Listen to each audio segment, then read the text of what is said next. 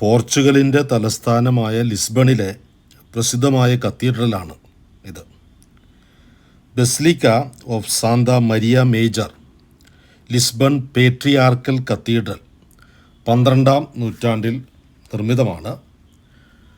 ഈ കത്തീഡ്രലിൻ്റെ തൊട്ടു മുമ്പിലാണ് വിശുദ്ധ അന്തോണീസ് പുണ്യാളൻ ജനിച്ച ഭവനം ഉള്ളത്. ഈ കത്തീഡ്രലിൽ വെച്ചാണ് സെയിൻറ്റ് ആൻ്റണി മാമോദീസ സ്വീകരിച്ചത്. കത്തീഡ്രലിൻ്റെ മുമ്പിൽ പുതുക്കി പണിത ആ ഭവനം നമുക്ക് കാണാൻ സാധിക്കുന്നുണ്ട്. ഒരു ചെറിയ താഴികക്കുടം നമുക്ക് കാണാം. ഈ കാണുന്ന താഴികക്കുടത്തിൻ്റെ കീഴിൽ പള്ളിയിലെ പ്രധാന അൾത്താരയാണ്. ആ അൾത്താരയുടെ താഴെയാണ് സെയിൻറ്റ് ആൻ്റണി ജനിച്ച സ്ഥലം സ്ഥിതി ചെയ്യുന്നത്. അതിനകത്തേക്ക് നമുക്ക് പ്രവേശിക്കാൻ സാധിക്കും. വളരെ യാദൃശ്ചികമായിട്ടാണ് ജൂൺ 13-ാം തീയതി സെയിൻറ്റ് ആൻ്റണിയുടെ ഫീസ്റ്റ് ഡേയിൽ തന്നെ ഞങ്ങളിവിടെ എത്തിയത്. 11-ാം തീയതി ഇവിടെ വന്നു, 12-ാം തീയതി ഫാത്തിമയിൽ പോയി, 13-ാം തീയതി രാവിലെ സെയിൻറ്റ് ആൻ്റണിയുടെ ഫീസ്റ്റ് ദിനത്തിൽ സെയിൻറ്റ് ആൻ്റണി ജനിച്ച സ്ഥലത്ത് ഞങ്ങളെത്തി. ഈ പള്ളി 1195 ഓഗസ്റ്റ് 15-ാം തീയതിയാണ് സെയിൻറ്റ് ആൻ്റണി ജനിച്ചത്. ഈ കാണുന്ന അൾത്താരയുടെ മുകളിലുള്ള താഴികക്കുടമാണ് നമ്മൾ കണ്ടത്. ഇതിൻ്റെ നേരെ താഴെയാണ് സെയിൻറ്റ് ആൻ്റണി ജനിച്ച സ്ഥലം. 1755 ഭൂകമ്പത്തിൽ ഈ പള്ളി മുഴുവൻ തകർന്നു പോയതാണ്. ഇതിൻ്റെ അടിയിലെ ക്രിപ്റ്റ് മാത്രം അവശേഷിച്ചു. ആ ക്രിപ്റ്റാണ് സെയിൻറ്റ് ആൻ്റണി ജനിച്ച സ്ഥലം. ആ സ്ഥലത്തേക്ക് നമുക്ക് പോകാൻ സാധിക്കുന്നത് ഇപ്പോഴുള്ള ഈ പള്ളിയുടെ സാക്രിസ്റ്റിയിലൂടെയാണ്. തിരുനാൾ ദിനത്തിലെ ആദ്യത്തെ കുർബാന നടന്നുകൊണ്ടിരിക്കുകയാണ്. താഴെ ഒരു നിലവറയാണ്. ഈ പള്ളിയുടെ നിലവറ പോലുള്ള സ്ഥലമാണ് സെയിൻറ്റ് ആൻ്റണിയുടെ ഭവനം. ഇതാണ് സാക്രിസ്റ്റി. ഇവിടെയാണ് സെയിൻറ്റ് ആൻ്റണി ജനിച്ചത്. ഇവിടെ തിരുശേഷിപ്പ് ഉണ്ട്. ഞങ്ങൾക്കത് മുത്താൻ അവസരം കിട്ടി.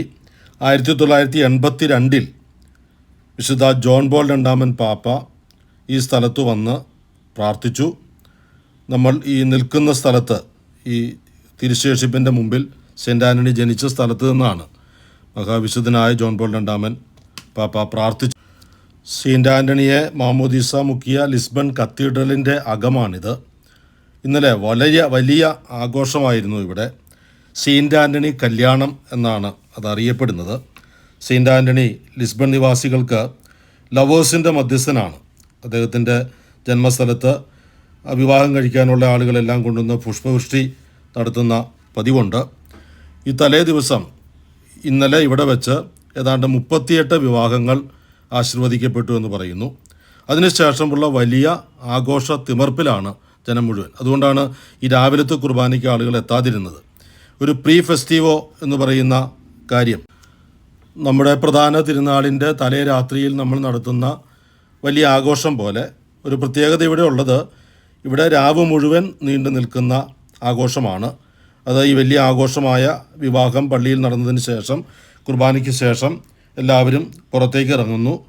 പിന്നെ ലിസ്ബൺ ടൗണിൽ മുഴുവൻ ആഘോഷ തിമിർപ്പാണ്. എല്ലാ പള്ളികളോടുമൊപ്പം ഭക്ഷണം പാചകം ചെയ്ത് വിളമ്പുന്ന പതിവുണ്ട്. യുവാക്കളുടെയും മറ്റും സംഘടനകൾ അതിന് മേൽനോട്ടം വഹിക്കുന്നു. പ്രധാന ഭക്ഷ്യ വിഭവം നമ്മുടെ നാട്ടിൽ മത്തി എന്ന ചാള എന്നൊക്കെ പറയുന്ന ആ മത്സ്യമാണ്. അത് ചുട്ടെടുക്കുന്നത് പോലെ അവർ വറുത്ത് കൊടുക്കുന്നു. എല്ലാ പള്ളികളും സംഘടിച്ച് ഒരുമിച്ച് നടത്തുന്ന ഒരു പ്രദക്ഷിണമാണ്. ഈ പ്രദക്ഷിണം ഒരു പെർഫോമൻസ് ആർട്ട് കൂടിയാണ്. അത് വിലയിരുത്താൻ ആളുകളുണ്ട്. ഏതാണ്ട് 10-48 ഗ്രൂപ്പുകൾ പങ്കെടുക്കുന്നു. കുട്ടികൾ മുതൽ നല്ല പ്രായമായവർ വരെ, ആണും പെണ്ണും എല്ലാവരും ആഘോഷത്തോടെ പ്രദക്ഷിണമായി. ഇത് മാർച്ച് എന്നാണ് പറയുന്നത്. ലിസ്ബൺ ടൗണിലെ പ്രധാന പാതയിലൂടെ ആ റോഡിന് ഇരുവശവുമായി 10,000-കണക്കിന് ആളുകൾ രാത്രി മുഴുവൻ, ഇപ്പോൾ രാത്രി ഏതാണ്ട് 12 മണിക്ക് ശേഷമുള്ള സമയമാണ് ഇത്.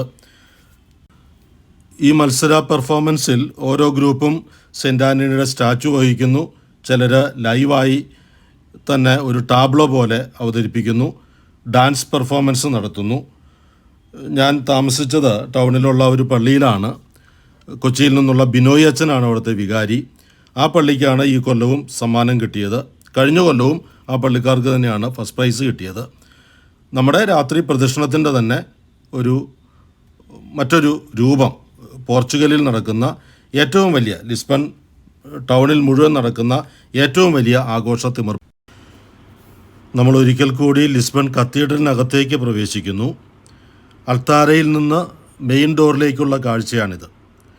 ലത്തീൻ ക്രമമനുസരിച്ച് മെയിൻ ഡോറിനോട് ചേർന്നാണ് ബാപ്റ്റിസ്റ്ററി അഥവാ മാമോദീസ തൊട്ടി. ആ കാണുന്നതാണ് ഈ റോസ് വിൻഡോ. ഇതാണ് മാമോദീസ തൊട്ടി. ഇവിടെയാണ് സെയിൻറ്റ് ആൻ്റണി ജ്ഞാനസ്നാനം സ്വീകരിച്ചത്. ഈ മാമോദീസ തൊട്ടിയിൽ നിന്നാണ് സെയിൻറ്റ് ആൻ്റണി മാമോദീസ സ്വീകരിച്ചത്.